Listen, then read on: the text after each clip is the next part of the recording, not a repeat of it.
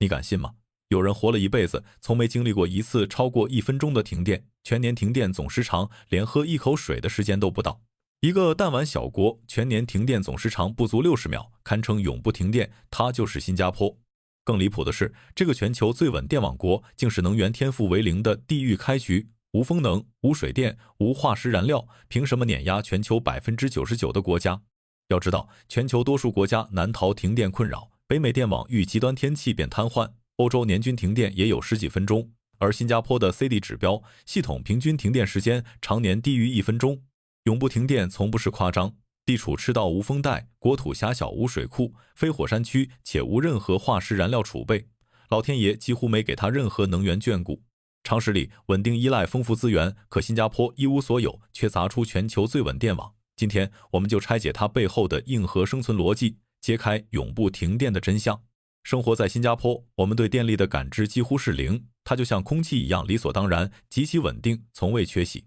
无论你是深夜在滨海湾吹空调，还是在玉郎岛的化工厂里开动千万级别的精密设备，电网永远在背后默默支撑着这座城市极其现代化的繁华。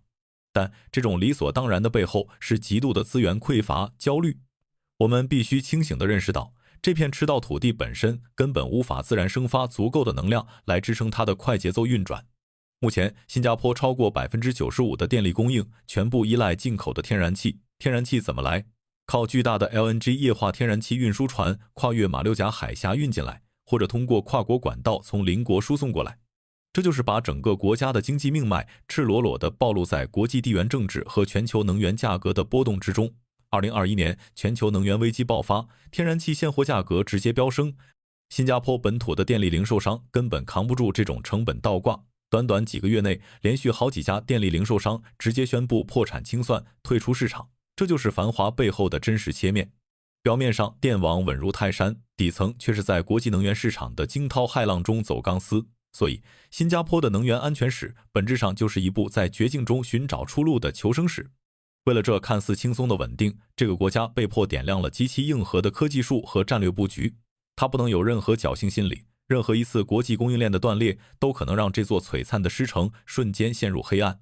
这种深入骨髓的焦虑，逼迫新加坡政府必须把电网的冗余度做到极致，用最昂贵的工程造价去填补自然禀赋留下的巨大黑洞。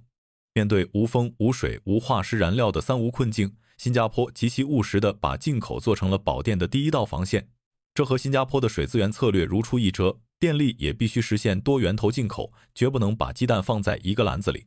既然自己产不出电，那就花钱买，而且要买得聪明，买得有战略纵深。这个布局有多早？早在2023年10月，新加坡能源市场管理局就直接给出了条件批准，计划从马来西亚沙拉越进口1吉瓦的低碳电力。注意，这个量级是1吉瓦，也就是1000兆瓦。对于一个最高电力需求大概在8000兆瓦左右的国家来说，这单笔交易就占据了极大的比重，并且这部分电力将通过长达700公里的海底电缆跨海输送过来，工程难度极高，资金投入极大。但新加坡干脆利落地推进，但这还远远不够。在新加坡的能源进口计划表里，还有澳大利亚、柬埔寨、越南、印度尼西亚等一系列国家的名字。新加坡的目标非常明确，到2035年要进口高达4吉瓦的低碳电力，直接覆盖全国约30%的电力需求。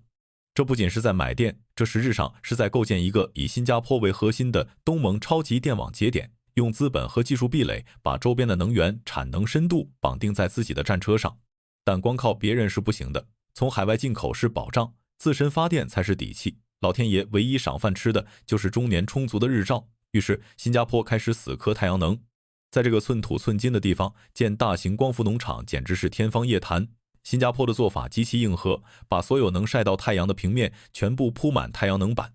最直观的画面就是我们抬头就能看见的那些铺满祖屋楼顶的太阳能板，不仅是楼顶，连水库的水面都不放过。登革水库那个面积相当于45个足球场的浮动太阳能发电厂，直接提供了60兆瓦的峰值容量，可为5个水处理厂供电，满足新加坡水务局约7%的能源需求，还能减少约3.2万吨二氧化碳排放。更值得一提的是，该项目采用无人机电致发光成像技术，精准保障光伏系统最佳运行，是全球最大的饮用水水库浮体光伏发电项目。自2015年以来，新加坡太阳能发电装机容量已增加超过7倍，到2030年，其太阳能部署目标将达2吉瓦峰值。这就是一条被逼出来的极其极致的清洁能源之路。住在祖屋的朋友可以在评论区聊聊，你们楼顶装太阳能板了吗？你觉得靠晒太阳能解决多大问题？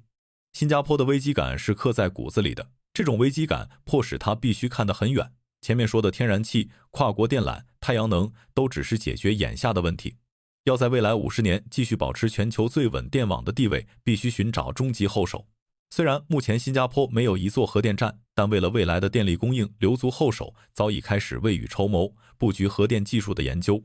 2026年3月，新加坡能源市场管理局与韩国水电核电公司签署民用核能合作谅解备忘录，重点关注小型模块化反应堆 SMR 领域。双方将共同研究小型堆在新加坡的潜在应用、核能安全技术及人才培训。对于这个人口密度极高的岛国，传统大型核电站的试错成本是不可承受的。但新一代核电技术一旦成熟并证明绝对安全，新加坡绝对会第一时间入局。它绝不会允许自己在下一代能源革命中掉队，更大的赌注在氢能。2022年发布的国家氢能战略直接提出了一个惊人的目标。到2050年，低碳氢能可能要满足新加坡1半的电力需求，这是一个极度激进且昂贵的战略。因为氢气的储运难度极大，需要将其转化为液氨或者使用液态有机氢载体进行跨洋运输，到了本土再进行裂解发电，整个产业链的每一个环节都在燃烧经费。但新加坡行动力极强，已投资约10亿新元，在玉郎岛兴建600兆瓦氢气就绪型天然气发电厂，计划2029年投入运作。该电厂可接纳至少30%氢气，未来还可改装为全氢气操作，同时配备大规模电池储能系统。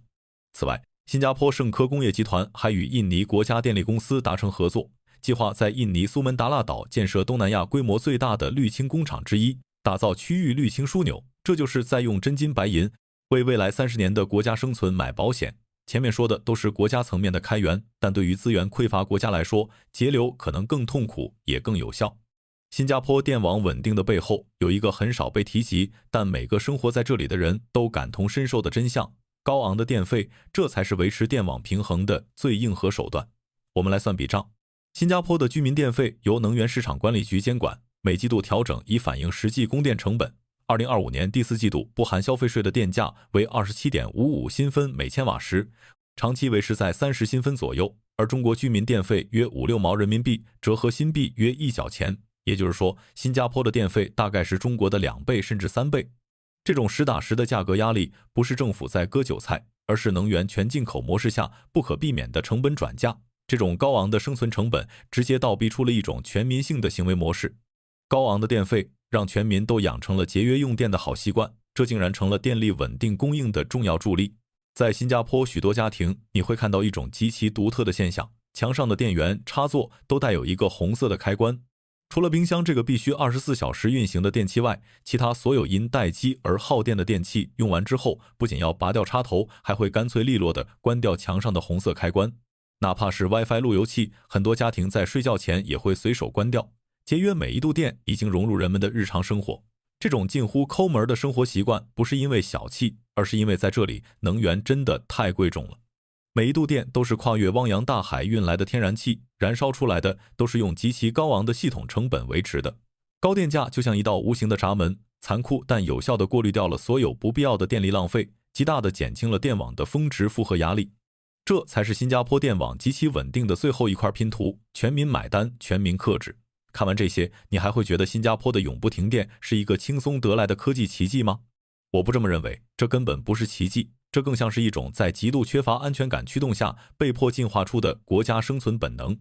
从全球买电的战略纵深到榨干每一寸屋顶的太阳能布局，从砸重金豪赌氢能和核电的未来，到用2倍电价倒逼全民关掉 WiFi 路由器的极致克制。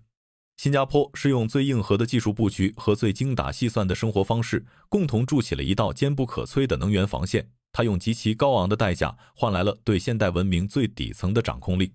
当资源天赋几乎为零时，一个国家为了维持体面的现代生活，需要付出多大的智慧和代价？新加坡给出了它极度冷酷又极度成功的答案。如果是你愿意为了极度的稳定去承担2倍的电费和随手关 WiFi 的生活习惯吗？大家可以在评论区聊聊看法。我是你有师承前沿，关注我，下期带你硬核拆解新加坡另一个不为人知的科技真相。我们下期见。